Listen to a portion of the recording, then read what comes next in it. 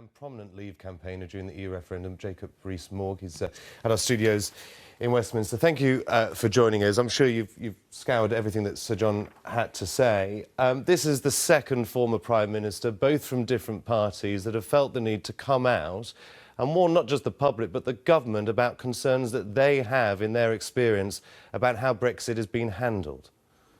Yes, well, the British electorate voted against what they recommended last year. And you have to remember that St John Major was remarkably unsuccessful in his own dealings with the European Union.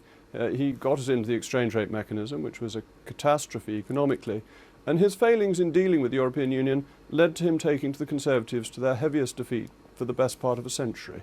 So you're saying this is personal. He actually admitted in his speech that the EU is not perfect. He's not talking about the EU, he's talking about Brexit. He's talking about what it means for Britain. He didn't say there should be another referendum. He said he's concerned about the way Brexit has been negotiated and handled. It's a very negative speech, and it's pointing towards a second referendum. If you look at the bottom of page 13 of his speech, you will see a comment. He says, the more one examines probabilities, the more contentious becomes the task of leaving. That implies that he's not actually accepting the result of the referendum, that we are leaving. I think it's rather a bitter speech by a Prime Minister resoundingly rejected by the electorate in 1997 and his views once again rejected last June. Can we just talk about a few of the things that he pointed out? He said that there was too much optimism for a good deal for Britain. He expressed concern about the way the government was treating European Union leaders. He said there needs to be more statesmanship, and he warned about the reliance on the United States. Well, let's take those points in turn. The first point, I think, is completely fatuous, that when you enter a negotiation, any sensible person goes into a negotiation full of optimism and expecting a good result. To go into the negotiation wearing sackcloth and ashes and to say that it's all going to be a disaster, as Sir John Major, suggests, would be absurd, and perhaps that's why he was so unsuccessful in his European negotiations. As regards our relations with European partners, actually I think Mrs May has been very positive, very friendly towards them, and has emphasised that it is the EU we are leaving, not Europe, and she's tried to be as generous as possible to EU nationals who are already here, only to be stymied by Mrs Merkel.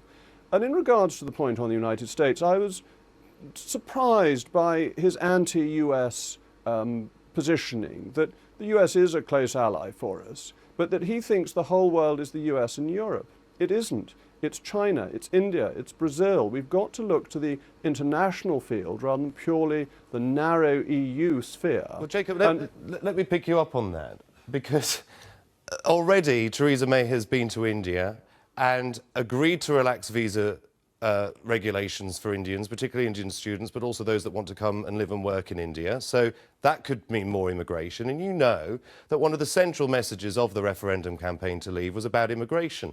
And EU leaders have made it very, very clear we cannot remain in the single market if we will not allow free movement into the UK. Well, I don't want to remain in the single market because it's a regulatory trap. The regulations we get from the EU relate to the single market and have made our industry less competitive. So there could be no deal then? No, we're not going to remain in the single market. Mrs May has made that absolutely clear. She made that clear at her speech at Lancaster House. That's different from not having a deal. The deal will be broader simply than the single market. On your point on immigration, the question is, we will decide. And it may very well be in our national interest to have IT engineers from India coming rather than having Bulgarians coming over without so much as a by your leave. There's a lot of fear as well about the so-called cliff edge. If a deal can't be reached, we still have to leave anyway. How can you assure people tonight, those who voted for Brexit, that this isn't leading over the cliff edge, that Britain isn't going to suffer, as John Major said tonight, economically as well as politically? John Major and the people like him have been forecasting disaster again and again. It is the same old tune, the cracked record. I would say it's like Cassandra, except she got her forecasts right. It's just nobody believed her. They are full of gloom and depression, and they've turned out consistently to be wrong. That there are ways of dealing even with a cliff edge. I happen to think the cliff edge is unlikely, that there are WTO terms that we can fall back on, and that trade will continue because the British people want to carry on buying German cars and the Germans want to carry on using UK financial services, and that's done by individuals, not by states. Jacob Rees-Mogg, thank you very much for your time. You didn't frankly have the balls to put country before party.